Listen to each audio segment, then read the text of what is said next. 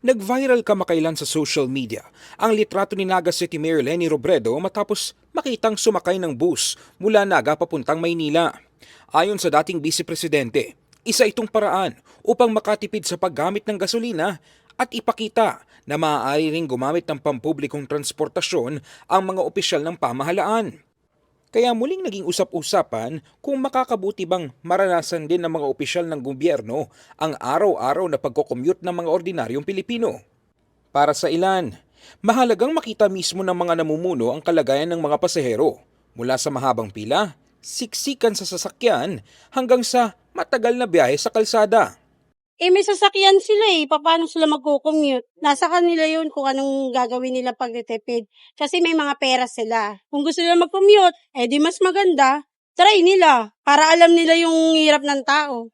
Naniniwala rin sila na kung personal na mararanasan ng mga opisyal ang sitwasyon ng mga commuter, mas mauunawaan nila ang mga problemang dapat agarang solusyonan sa sektor ng transportasyon. Kung yun ang nakakabuti sa atin, nararapat, dapat gawin nila yung ganun. Kasi sa totoo lang, kaming may hirap na rin kaming maghanap buhay tulad ng gasolina ngayon.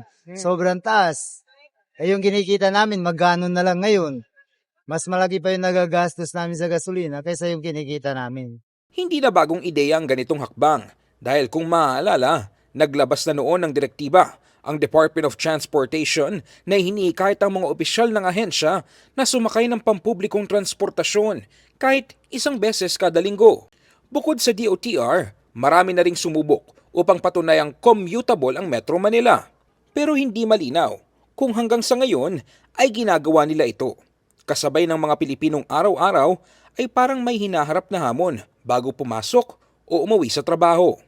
Dahil hindi sapat ang isang beses na pagsakay sa bus o tren upang lubos na maunawaan ang hirap ng commuters.